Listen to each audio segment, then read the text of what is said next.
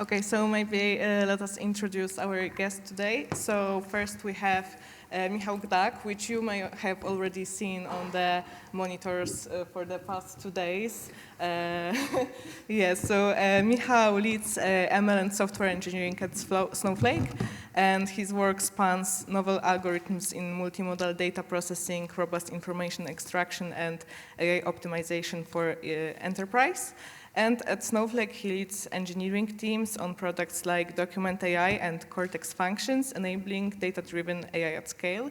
And Michał is passionate about building scalable, practical AI systems that turn complex data into real business value. Okay, and our second panelist is Marianna Nezhurina. Is a core researcher in LAION and a scientific staff member in the Juelich Supercomputing Center. Juelich? Yeah. I'm sorry. Her research is focusing on large-scale foundation models and datasets, scalability and generalization of foundation models. She was participating in several open-source efforts like DataComp-LM, LAION Club, and BigScience Bloom. Most recently, she was taking part in OpenThoughts, open reasoning datasets and models, and as a core contributor. And lastly, we have Marek Kozłowski, which is the head of AI Lab and National Information Processing Institute in Warsaw, Poland, where he leads a team of researchers who work on AI models and intelligence services based on them, especially in NLP and computer vision area. And Marek has participated in many public projects, maybe you know Plume, but also European projects like LLMs for EU and the commercial research projects for the private sector, including Samsung, France Telecom, and Orange Labs, and more. But I think it's enough. Yeah, enough. Okay, so I think we can start with a warm-up question for the audience to kind of understand your viewpoint better and to generally start off with the topic. So we would like to ask what, in your view, is the difference between open model and accessible model? And where should we draw the line between releasing only weights and releasing the full training pipeline code and datasets? You ask me, yes? I think it's a general question for everyone to kind of warm up and prepare for. You can go first. Yeah. Okay. What is the difference? The difference is very intuitive and significant. First of all, when you release only the open weights, you don't know nothing about the data that is used for training. You know nothing about the hyperparameters, about the training pipelines. You don't nothing. You only have the weights. The weights is still a huge profit because you can use this model. You can reuse it. You can host it, and you can even fine-tune it. But we told the very explicit description about the training pipelines, especially about datasets. You are not able to perform your pipelines or your products will be transparent. It's the first issue. The second issue is, first of all, that the most important from my perspective are data. Yeah, because look, for example, for any kind of vendors, even the vendors that produce the open source models, they don't show any instruction corpora, alignment corpora, or even the list of data sources used for the pre-training. Yeah, because to create the large language model, there is 3 stages during training. The first, the pre-training. The second is the supervised fine-tuning. It calls instruction tuning. And the final one is the alignment. It means the preference optimization. And I don't know any kind of big vendor that shows even the samples of their instruction corpora, alignment corpora, or the list of the sources used for the pre-training. It means this is a huge intellectual property, and no one would like to show it because they are under risk of lose their position.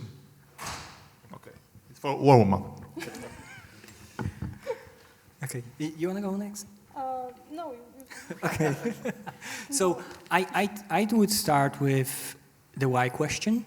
Because I believe why you do it is important. Because people have different incentives why they publish to open source. And depending what is your incentive, then it makes sense for you. I'm not talking about the people who are on the receiving side, but for you, whether you want to, disclose only the weights or you want to disclose the data and so on and so on. And of course, let's be honest, if it wasn't for Open Transformer, we wouldn't have OpenAI and GPT and so on, so on. So I'm not saying that let's close everything, because I believe like there wouldn't be any progress in that matter on that market if it didn't happen. Yeah. In terms of what are the best practices? So I'd say one thing is, as I said, like depending what is your goal, but I feel like one of the best things which I have seen in that area is the paper LLM 360. It was like 2 years back. Yeah, something like 2 years ago. And they disclosed, they literally disclosed like almost everything. Yeah, they disclosed the weights, they disclosed the checkpoints, they disclosed the pre-training data, but also they disclosed the data mix, the ordering, like literally the checkpoints, the configs, everything. So you could literally recreate their experiments and say like, okay, it is working, I'm getting exactly the same results. But as I said, like that depends on the purpose. That was University of Abu Dhabi, AI University of Abu Dhabi, and they just wanted, to share and to spread their knowledge. And I believe like that was also part of their branding and marketing, so that they attract more students, showing that we really do cool stuff, and this is what they wanted, to achieve. Yeah. And as I said, like depending who does what, you get different flavor here. The other thing, or the third thing, I would say, for sure, if you release something open source, you gotta give a support at least for inference. That's like total minimum. If it's in VLLM, you're like, okay, I'm good. Yeah. If you add to that someone can fine tune it, I know using MS Swift, DeepSeek, or whatever, that's like one step even farther, because this is like minimal for people to be able to use it. Without it, it's like mostly useless. Yeah. Yeah. Warm up. Can I? Yeah. So I want to say that not only LLM 360 did what you say when you release not only the model weights, the code, the pre-training data, other artifacts like evaluation logs and so on. We also, in our project in LAION, we were doing exactly what you're talking about. From the first LAION dataset, which was about vision language models, back then CLIP contrastive models, and now we also have for language models, DCLM, for reasoning models, and so on. So we release everything starting from the pipeline, how to actually construct the dataset from the raw sources, the dataset itself, the checkpoints, evaluation, the code, how to train them, so you can just take it and if you have compute and time, you can reproduce it from scratch. You can see what it is, like people study it, people can use it, both in research and industry and companies and so on. And I think it's very important to have this kind of a completely open pipeline from start to end, because this is the only way for us to know the true capabilities of models, because for closed source models or open weights models that don't release their data, their pre-training pipelines, you don't know what data mixture they used, and you cannot even know whether if you fine-tune them on something, you will not end up with catastrophic forgetting or something like this. You don't know whether they use parts of test data in their training mixture, whether they have contamination or what. So I think for research, for progress, this is very important. For industry, probably also because they get a lot of new things from open source community, and that's why I think it's very important for industry to also give back to open source community, because they get a lot of ideas, a lot of innovations, a lot of code from open source. Okay, so Michał already started a topic which we are prepared for. So what do you think? Is openness in AI primarily a tool to accelerate scientific research, or rather a market strategy to drive faster technology adoption? And how do these perspectives shape the licensing decisions? Maybe, Michał, you can start because you already talked. Could you repeat it? Yeah. So is openness, open source in AI primarily a tool to accelerate scientific research, or rather a market strategy? Okay, a good one. I would say that yet again it depends. Yeah, as always. I feel like for big companies, even if we look at OpenAI or Google, it's more about marketing than about real like research openness. Yeah, I feel like we can like say like OpenAI. Yes, it's open by the name only right now. Yeah, it was open. I know. Let's say what was that like 5 years back? Yeah, 3 years back. So I feel if the last open before GPT 3.5. Yeah. The last signs of the openness. Yeah. GPT OSS. Yeah. I mean, technically GPT-2 also was closed until they released GPT-3, so kind of also wasn't clear even back then. So generally, this is marketing tool for them. They're like showing, okay, as you said, like we give back something, but of course we're not gonna disclose everything. On the other hand, it's understandable. This is their competitive advantage. Yeah? Maybe the case of OpenAI is more complicated because they started as a research institute there, then turned into commercial company. So something which was supposed to be open and available for everyone turned into their competitive advantage. Yeah? But you can also see, I would say, very, very similar move from Google, yeah? Which initially, like Transformers, yeah, they were publishing a lot, and giving back a lot. But later on, they started to close those models, and for the obvious reason, yeah? Then, of course, we have the research, I'm going to call it universities, research institutes. They're much more open to share because this is, I'm going to call it like what they're being established for. But at the same time, I would say it's not that, every single model should be shared that is coming out of your research institute, because you can imagine that, I don't know, even recently, was it last week or 2 weeks back? Yeah, we got the new Sora. Let's imagine that we have a university which gets to the same state and is able, to really open source a model kind of like the quality comparable to Sora. Would we like that to be open source when people start using it for like so many crazy things? I'm like deep fake and all that stuff. That's like starts to be reality. I feel like some time back people were like, okay, it's gonna happen, but right now it's just a reality right now. Yeah. So this is like yet another difficult topic. I definitely want to study on the university that have like compute tools to train something like Sora. University of Abu Dhabi, they have, like, you would be surprised, because I've talked with the dean, they have the compute, a lot of it. They could do it, yeah? And for sure there is a reason why right now they're not, after that. Maybe they're just gonna release it, after some time, yeah? But yeah. So that would be my answer in terms of, Okay, so Marianna, you disagree.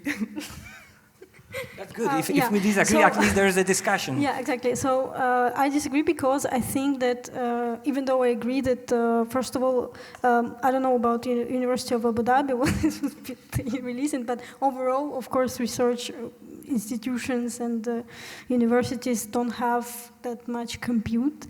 But even if we imagine that they had and that they would be able to train open Sora and release it, I don't think it's such a dangerous thing for the world, for the community, because,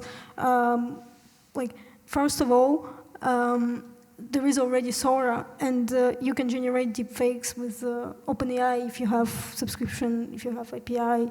You can generate your fake video, your deepfake, and we just need to just get over this and realize that now, since Sora release, or maybe even before that, there will be no way to get away from DeepSeeks. They will just be all over internet, and now if you just need to have another way to prove that something happened. It cannot be anymore an image or a video. It can be just be absolutely fake thing. So you would need to have some other way to trust people and so on. And this is a different issue. So I don't think that the fact that it would be an open source reproduction of Sora will harm anyone, whether on the other hand it will enable people to study this model, to fine-tune it, to improve on top of this, to see how this research can be done, to see how you can make better ways of this, and so on. So it will enable so much more economic, scientific growth and so on, then it would be harm. Because there will be already harm if there will be people who would like to do some deepfake or some scam. They would already be able to do it with closed source tools. There is, but it's a question like, because someone is at war, should I be at war too? And I'm going to tell you why I'm talking about it, because in my kid's school, a 13-year-old committed suicide because of what was written about her in the web. And now I can imagine that you can take a picture of that girl, create a video, a nasty video, and that's going to like spin like much more faster. So I do agree with what you say, that it's the fact that, you know, Sora is already exposing those kids to that. But at the same time, how you are supposed to explain to 13-year-old, don't worry, this is just a fake, yeah? And it's like, I don't care if it's fake or not. But it doesn't matter whether it's open source model or closed source model. Yes, I agree. So it's generally a different problem. It's probably a problem of how we can counterfeit the deepfake, or it's all about security of those models, yeah? Because you can do quite a lot with them right now, yeah? Yeah, I mean, you can, if you are a bad actor, you can in principle buy an OpenAI subscription and do a lot of bad stuff. So what prevents you from doing this? So from the point of open source, it makes total sense to have an open source Sora from point of view of science and technology. So, kind of a backup question. I have a follow-up question. Like, with the closed source models, aren't we a bit dependent on the values that company shares? Censorship. Yeah, but also in the other hand, like maybe too much freedom or something. Like as you said with Sora, maybe they have some filters or something, but they are responsible for the filters, and they tell us what we can do and what not. Exactly, they can censor the model however they like, and it's good. Like it would be good if the values of people who censor the models align with your values. But imagine it's Abu Dhabi University, and your values don't quite align with them. For example, they don't like when women don't wear like short miniskirts or whatever, something like this. You don't have to go to Abu Dhabi. Twitter is a good example of that too, I guess, when the management changed, like, you know, the censorship also changed like 180%. Turned upside down. Yeah, I agree. Should we then maybe force the companies to allow some researchers to access the models for kind of defensive purposes? I mean, like for example, those GPT detectors or something like that. Should there be something like that? And should we maybe allow researchers the kind of unrestricted access to those models then, even if they're closed source? Should we force that, or would it maybe actually... it's still marketing? Still marketing? Yeah, I guess there can be something like there is like a audit for banks, for companies and so on, where there are independent groups of people, usually some companies, that do independent audit and check and so on. Maybe you can have something like this audit of models by experts in this field. Probably. I mean, at least if we have the tools to kind of detect that it's a deep fake or something, then maybe it would be much easier problem, a smaller problem. Yeah, I think Google actually has the watermark for their images, for their videos. So I guess I think Sora also does that. Sora also does that, and the question is, by the way, using another model, can you remove that? No, there is like a hidden watermark. It's not like just a logo, for example. It's in the pixels. So there is like a certain pattern in the pixels. If you increase the saturation of the image, you see there is like a certain pattern there. So probably they themselves, Google doesn't want generated images in their training data, or at least to have a way to get rid of generated data in their own data sets for future models. It's much easier to create the watermarks in the images than in text. Yeah, and I think mostly people consume text still now. Even if you think about the Instagrams and other TikToks, I know it's popular now, but when you look about the informative level, we still work on the textual data. Textual data are the most important for the humans, for the business, the same. Even if we talk about and we watch the videos, still the more information is in textual content than in videos and images. When you talk about this, is the openness or open source models are the accelerator for the industry, for the science, or they are only marketing issues? I have some mixed feelings because, for example, the OpenAI is maybe it's a difficult example because it was the first popular vendor of LLMs. But look, for example, at the Mistral. Mistral, when it was established, in its manifesto, it was the frontiers of open source AI. And 2 years later, Microsoft bought the 30 or 40% of their shares, and this point is vanished from the manifesto. And I think there are plenty of things, but the first issue is the money. Yeah. There is the two issues. First of all, is the huge money. It always changes everything. And the second issue that we still don't know how to leverage these tools to be used massively in a business. We are still in the first steps. How to adopt LLMs to the business. Everything what we talk about is a ChatGPT revolution. But when you look at, for example, on the distribution, what kind of questions are usually sent to the ChatGPT? Mostly they are the, tutorials, educational ones. How to resolve this task? What is the biggest city? How to write the poem? They are mostly, half of the prompts are used by the people to have their knowledge level or to educate or to better learn. It's mostly educational tool. And you look at the distribution of the last year prompts. And I think we still don't know exactly how to use these tools, how to use the LLMs massively in the business. And when you look at the companies, I think the problem is not still in the technology is not ready. But I think the very, or more, maybe the vast majority of the C-level employees of these companies, they don't aware how to use it and how can you use it to earn money for the company. Yeah, there is not, the companies are not still, maybe it is the first, maybe they are the early adopters, I know. Maybe it's too early, and we only know few places where they can be easily adopted, integrated, but there are plenty of places in the business where it can be used, but first of all, we don't know, the risk is too high, or the vice presidents or directors are not aware, or maybe not aware, or they are not confident that it's a time and the place to use it. So 2 days back, I was at Marsh McLennan. Not sure if everyone is familiar, a consulting company for insurance industry.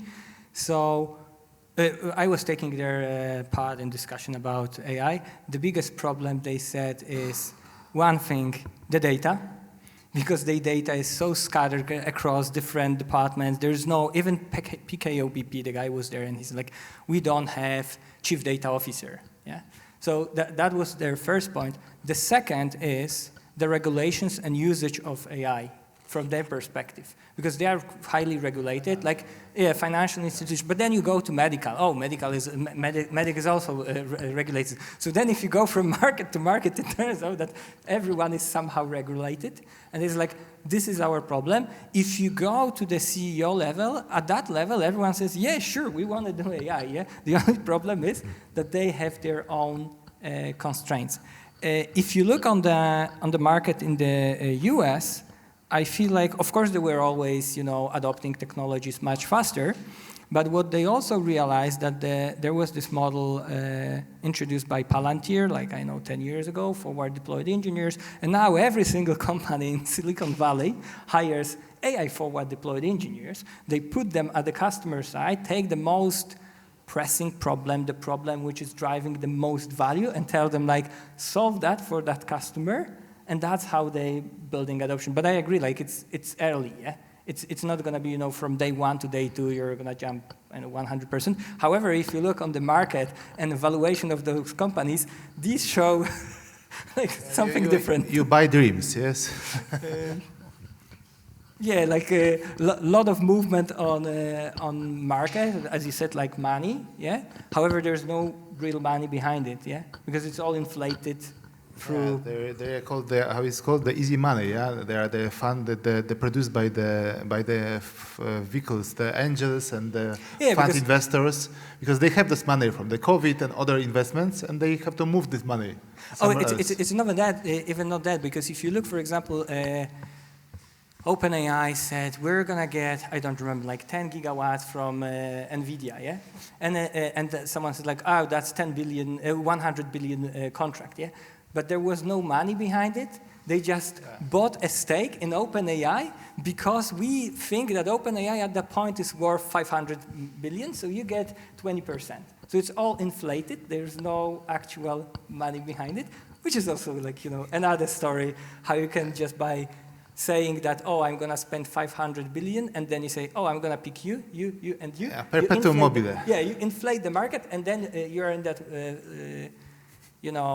vicious circle, as you also mentioned, like people, it's all about money, and people living, for example, research institutes and so on, because I'm not sure how many of you, read that, half a year ago, like Mark Zuckerberg wanted to pay $500 million over 3 years or 4 years to some of OpenAI people. That the highest offer was $1 billion for 4 years. $1 billion I heard for 3 a single billion person. was the recent one was 3 billion or something. Oh, 3 billion. So I'm sorry, I'm behind the news. Yeah. So this is crazy. This is really crazy. But on the other hand, none of those people from OpenAI left. Yeah.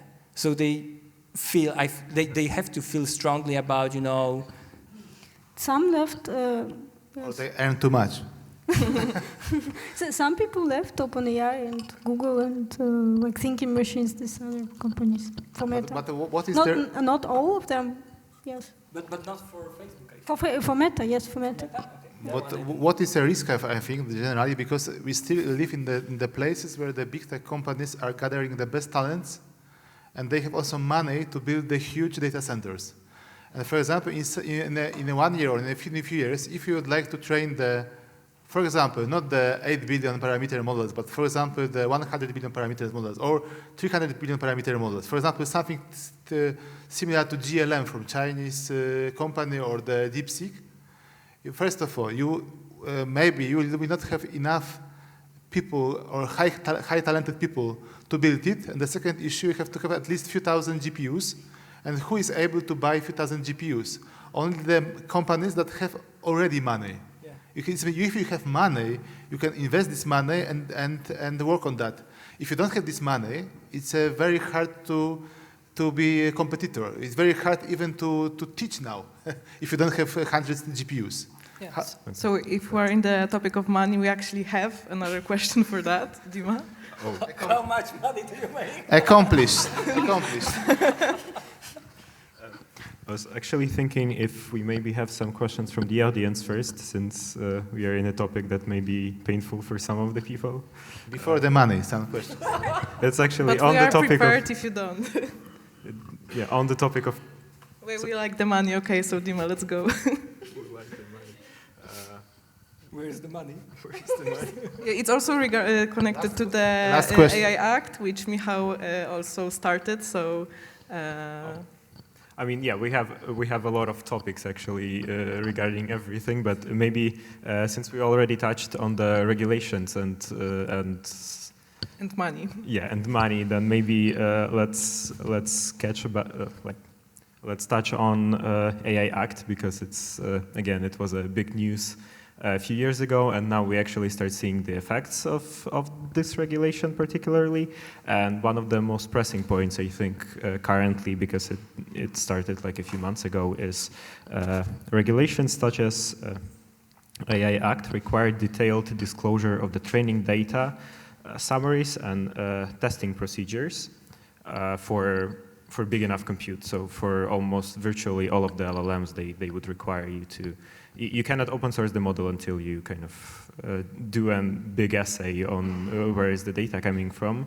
So could this additional legal and bureaucratic burden effectively shut down smaller academic open source initiatives, leaving the field to corporations that can actually afford the lawyers and the time?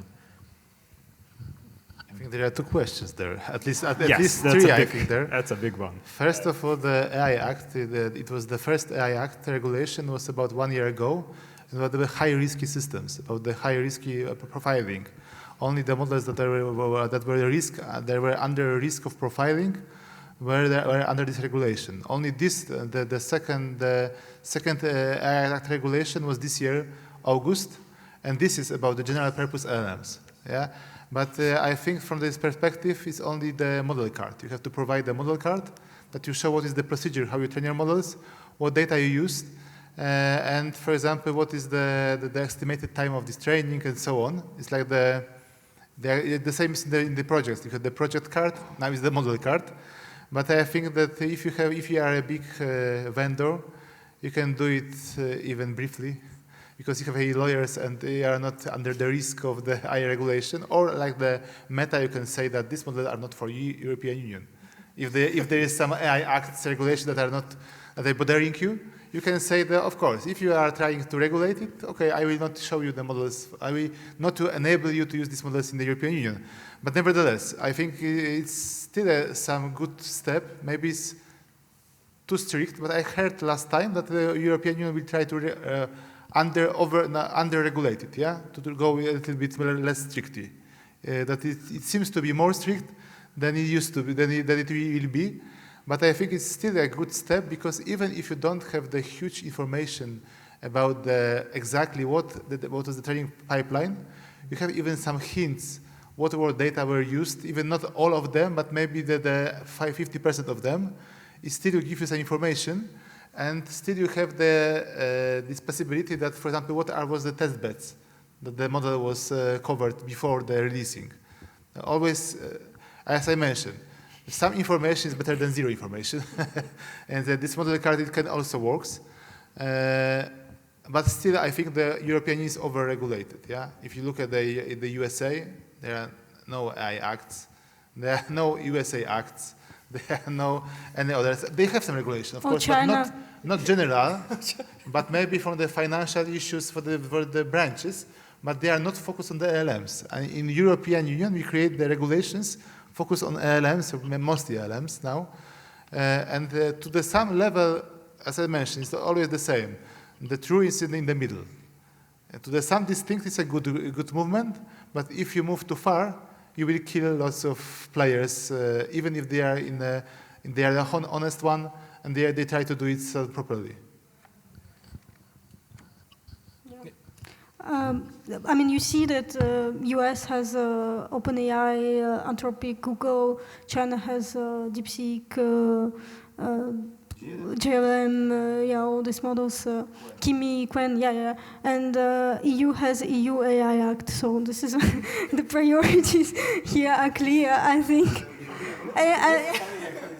Okay, let's say Mistral like 50% because it's not 100% European. So yeah, so I think that regulations should not be the main thing that governments and like policymakers should focus. Of course, it's important to have regulations, but I think it's also important to have innovations and technological advancements. So Europe is actually on frontiers of AI research, can compete with the US, China, and not just saying, okay, Meta, you don't have a right to release your models in the EU and so on. Or Meta doesn't want to release the models in the EU, and now if you are in the EU, you have a hard time to use like strong models.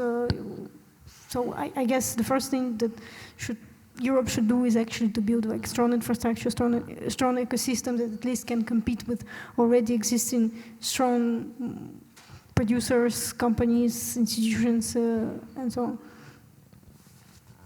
Yeah, I would like to have your dream about European Union. I don't have such a clear that European Union can be competitive against even Meta, against one company. It's for me, Meta is 20,000 GPUs now, or they even, I think the last they bought 20,000 or 100,000 GPUs. It's more than I think the whole European Union has, and I think it's very difficult to be competitive against these big vendors, because they are using much more strict movements.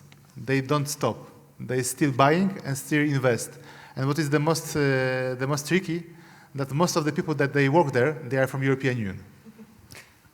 I guess like we're touching on a bit broader topic. I'm gonna say that European Union, in terms of generally technology, is lagging behind for the last 10 years. It's just like 20. It's just that right now it's so much visible. And if you look at the product, for example, product companies, what we have SAP, which was built, I know when, I don't know, probably 30 years ago. Yeah, that's not the best business. We have Spotify on the product. You know what I mean? Like the big technological companies, they're either based in San Francisco, Bay Area, yes, a lot of it in China, and Europe is lagging behind. As I said, like AI is just only showing that this gap is, instead of, we are not closing the gap, it's broader and broader. So in terms of regulations, okay, sure, like some of the regulations are needed, but I would much more prefer our policymakers to focus on how to close that gap, not how to widen it. Exactly. Yeah? Okay, so we have an agreement here. This time, yeah. Yeah. Not about money. Now we have the problems, or challenges, if we like it better. So what remains the biggest unresolved challenge in creating and sharing truly clean, open data sets for AI? Copyright laws. I think it's impossible. Copyright laws. Copyright, yeah. The two things. The first of all is the authorship rights. That is very difficult to even not to violate authorship rights to build a huge corpora, and the license. The most of data in the internet is not licensed. And for example, if you like to build the strong LLM, you are mostly using the web data, and most of the web data is violating authorship rights, and they are not licensed. I think it's the short answer. If you're not able to build a strong LLM without huge corpora, and the huge corpora demands this violating these rights. And the same, we try in Poland a few times to train the models from the scratch, and it's the same like in the DSLM paper from the Apple. If you don't have 1 trillion tokens, you're not able to build even small 8 billion model that is robust. And without 1 trillion tokens, you're not able to pre-train it properly. You don't have stable solution. And 1 trillion tokens is even more than we have using the data that violates authorship, censorship, and so on. You have to create the mixed data, multi-language data. If you create the multi-language data, you are still under the risk of, we are even more under the risk of the authorship violation, because the other countries' authorship violations is much easier, even because you don't know what is the authorship law in other countries. And I think this authorship rights and the licensing, there are two topics that disable the process of building the fully open data sets that enable you to build this robust LLMs. So maybe if we wait long enough, there's going to be enough content generated by LLMs, and we're going to include in Common Crawl the data from LLMs, and we're going to train later models on the output of the previous models. Yeah, but still there is a problem that with the Nature was the article that of course. When the LLM is using more generated data, it's going weaker and weaker. Because it's only the organic data are the fuel for the LLMs, and the organic data, as I mentioned, they are suffer from all these issues containing legal issues, that authorship and the license. Yeah, but I think if you would say that you need to have like very clean data, permissive license, and so on, and you only train on this data because you are very fair and safe and don't want to break the law, you will never be able to compete with American, Chinese, whatever. Again, it's these strong companies, strong producers of LLMs and foundation models in general, because the only way these companies are able to get the performance that they get is by just harvesting everything that they can get their hands on. So basically they just get everything in copyright, books, doesn't matter, everything, YouTube, podcasts, everything which is under paywall and so on. This is not a problem for them. I even heard from my colleague from the OPI that some of the companies, one of the big vendors for LLMs, they bought the paper books and they scanned them for months. Yeah. So as a follow-up. Yet again, policymakers, yeah. Because it's unlawful in Poland, but it's in Europe, but you can do it in China, so you have like much more data. Yeah, in China they don't care about copyright laws. Yeah, You can do whatever, pirate, torrent, everything. OpenAI, maybe, US, they have to, take that into consideration, especially right now, yeah. But China, like, I'm pretty sure no one cares about it. So now that we are in the topic, do the principles of open data imply that we must accept a central level of piracy, that is large-scale use of copyrighted material without the individual consent that you said, because the societal benefits of training powerful models outweigh the losses for creators? Yeah, I think that first of all, from the point of, I mean, I'm not a lawyer, but how I understand the copyright laws is that if something is publicly accessible, so if it's not like a book in library, but it's somewhere on internet, and you can download it and make a screenshot or whatever, it means that if you train a model on this data, the fact that you train on this data is not so you don't have any consequences, you don't break the law, but by the fact training on this copyrighted data. The problem with, for example, Meta lawsuits or like Anthropic was that they downloaded this data and trained on this, but because they were using like torrent, and when you use torrent, you need to also kind of share you upload also. So the upload is actually what defines the copyright. Like if you download something from the internet and make copies of it and you put it in your garage, is like one thing, but another thing when you try to sell this is another, or you distribute it and somehow. I think this is the problem, and the main copyright liability should be on the websites that host, for example, torrent or books or whatever. Maybe they can have some legal liability, but the people who actually scrape this and train, even in the lawsuits of Anthropic and Meta, they didn't. This was not the problem. The main problem was that they actually used torrent, or they actually didn't buy the books. For example, they just kind of stole them. So, but if you are taking the books from the website of people who already stole them, you don't steal them. You just use something that was already done. So it's not your problem. I think you should ask the lawyer. We asked the lawyers many times in Poland, and 90% of them said that you can use nothing. Yeah, I wanted to say, the thing is, to be honest, it depends how big you are.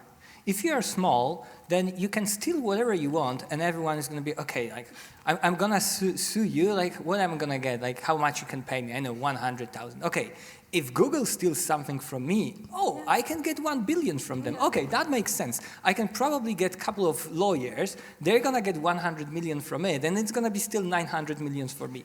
So that problem, it's not like you're not violating the laws, it's just that it doesn't make sense for some people to sue you if you are not big enough. This is yet another problem, yeah? So that's why sometimes when the bigger you are, the more cautious you have to be, and this is why sometimes the bigger you are, you start to move slower, because if you are small, you're like, okay, who cares, no one's gonna even come and audit me or check anything, but if you're big, sure, you can expect it, yeah.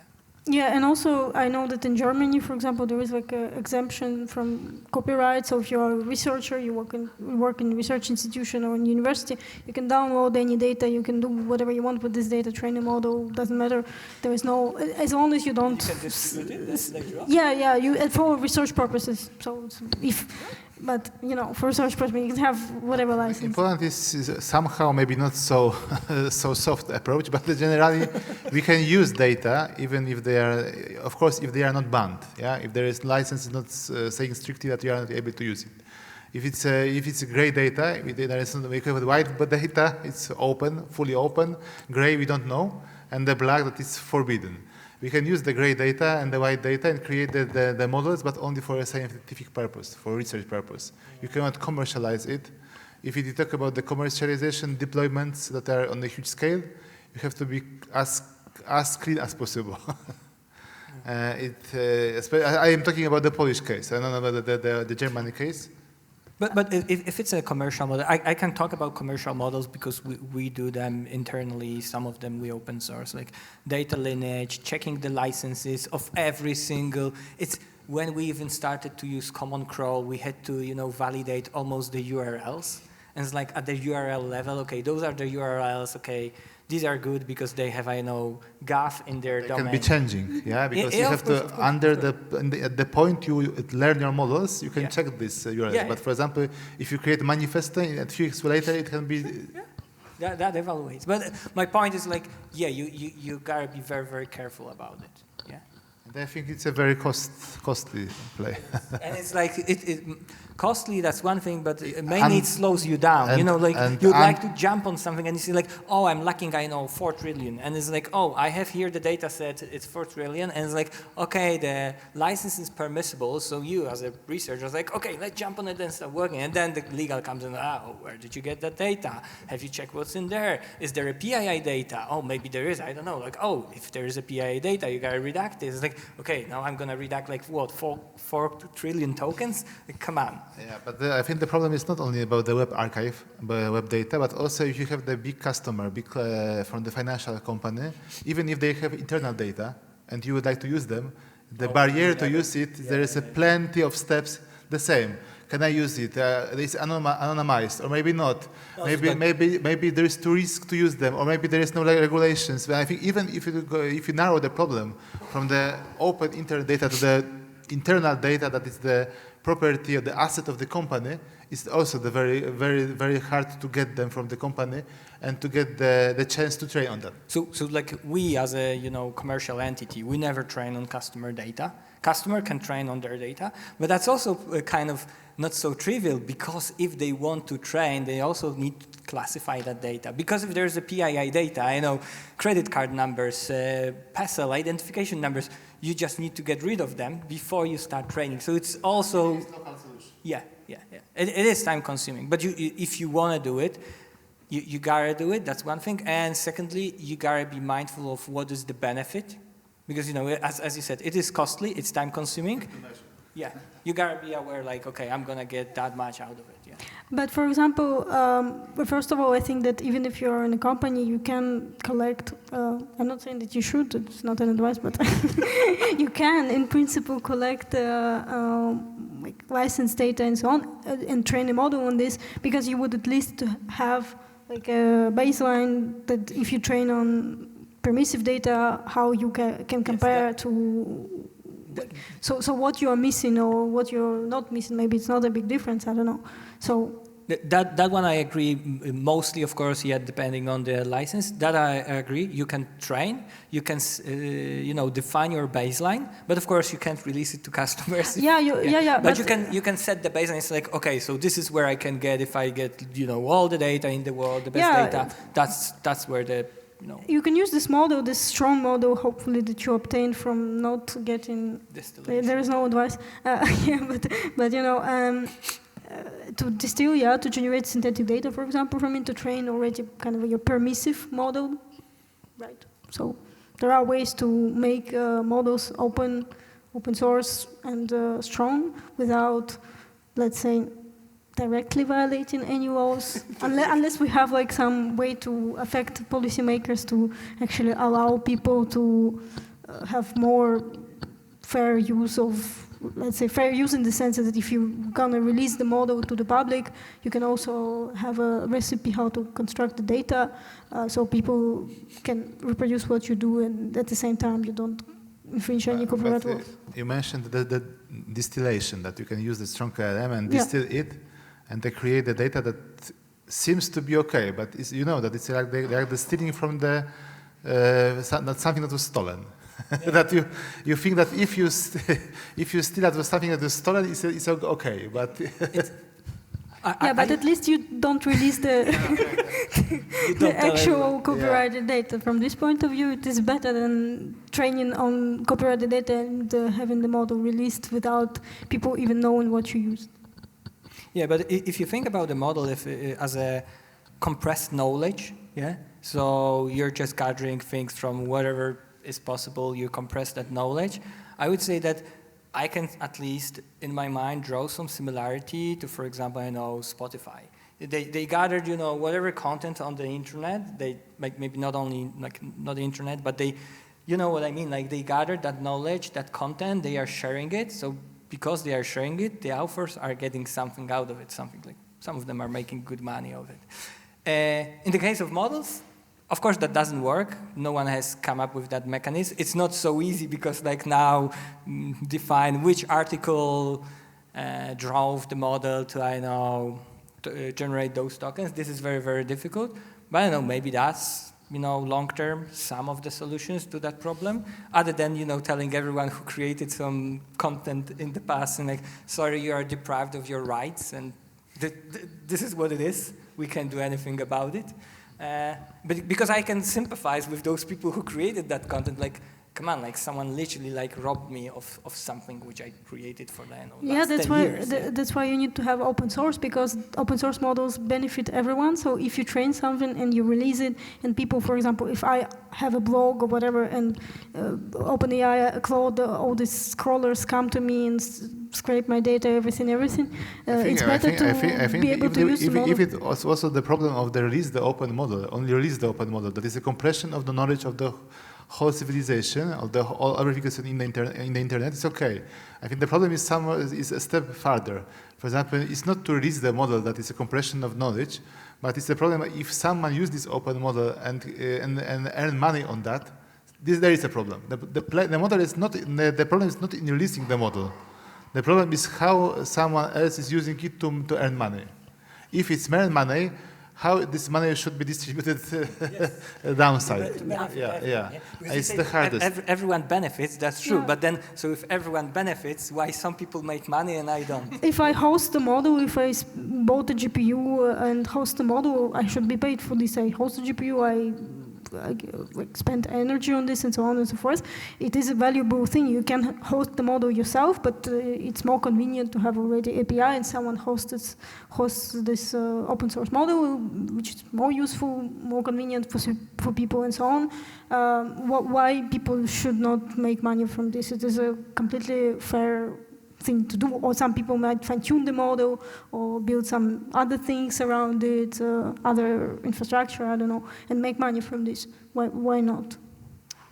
Should we maybe just convert the Hugging Face to Spotify of models and then create some pool of money which will be just distributed, according to the share of data from some creators, and maybe that would be the way?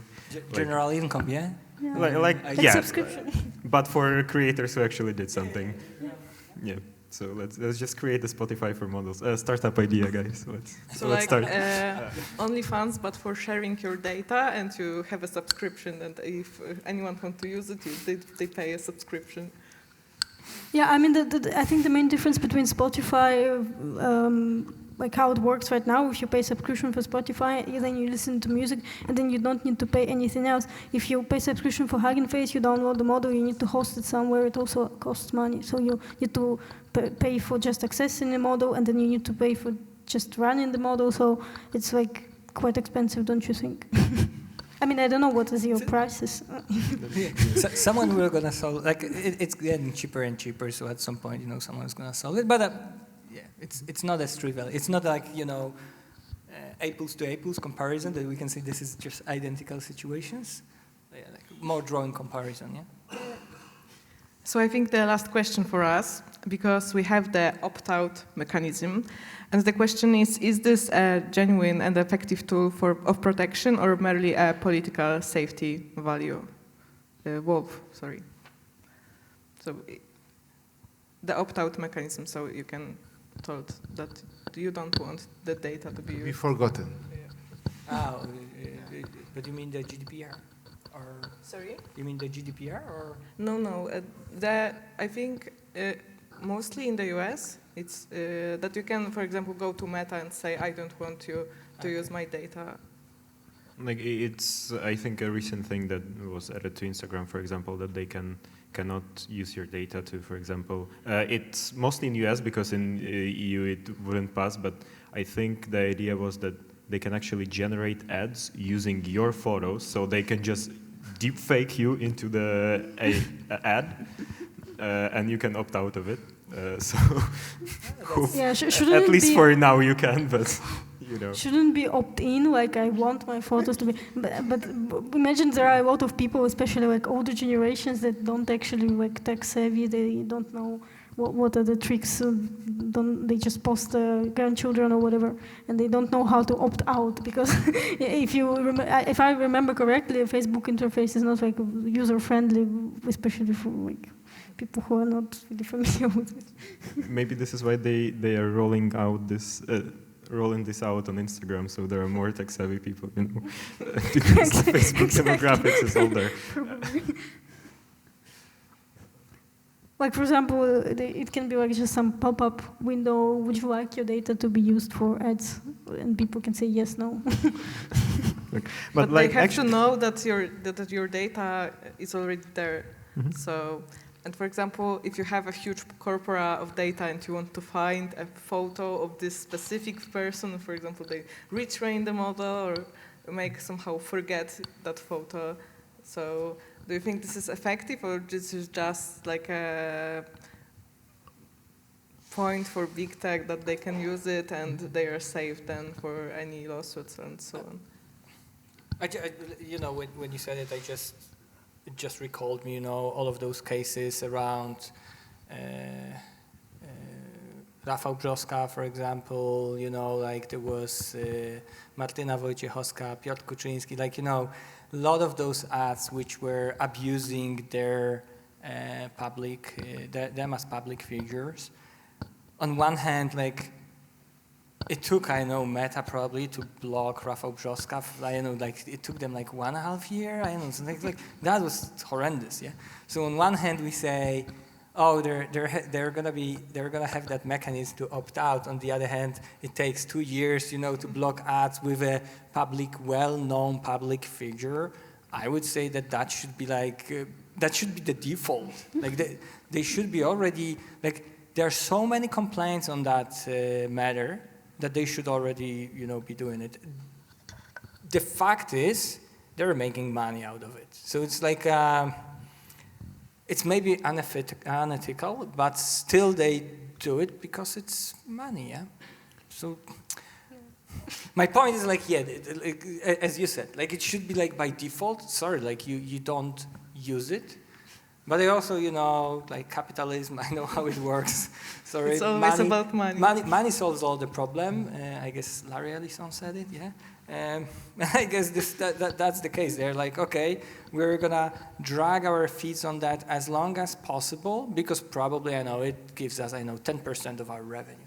If we're really gonna implement it, you know, as it should have been, it's gonna impact our revenue to the extent that people are gonna start seeing it, yeah? So let's try to solve it with very, very small steps. Yeah? I think that mostly the social media, big tech companies, they don't earn money on how to say, erasing information by producing information. I think, especially currently in these networks, there are very chaotic networks of communications and plenty of medias everywhere. It's very hard to erase some person or some information from all of these channels.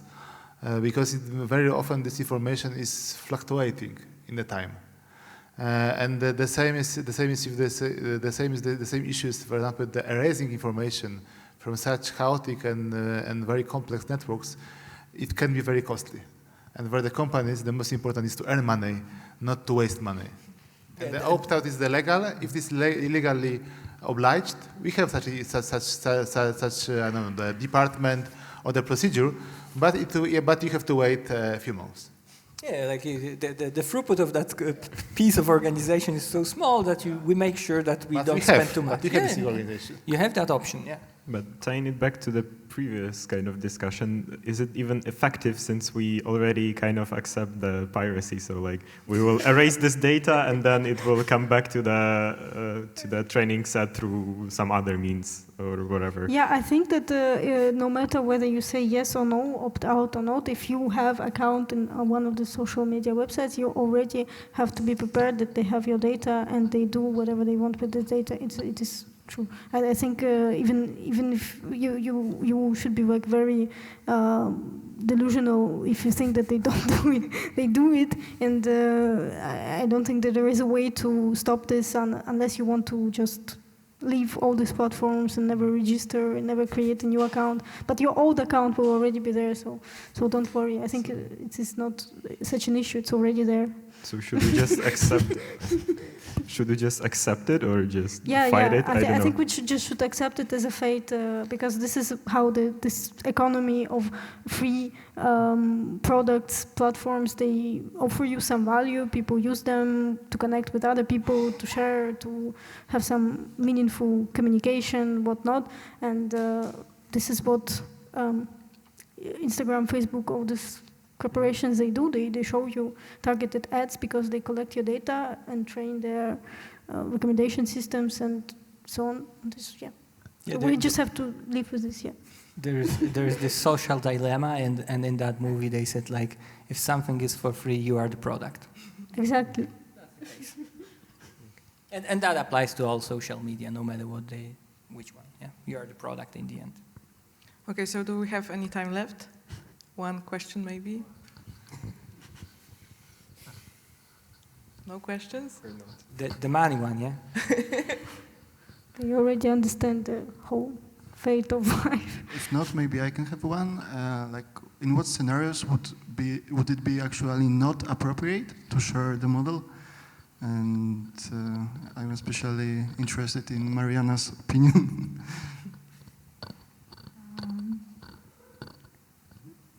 Can you repeat the question? Yeah. In what scenarios would it be not appropriate to share the model? Can you think? To open source? To open source the model. Yeah, I think maybe when it comes to something like military and like secret services, I guess they also have some, especially now, they might have some AI models for their specific purposes, and I'm pretty sure that no one would like to share the model that is used to operate drones or something like this. So I guess this is like really important thing to keep closed, because there are a lot of actors, state or non-state, like terrorist organizations, that would be very happy to use such a model if it would exist. I guess in the near future, maybe it already exists now. I don't know. So something like this.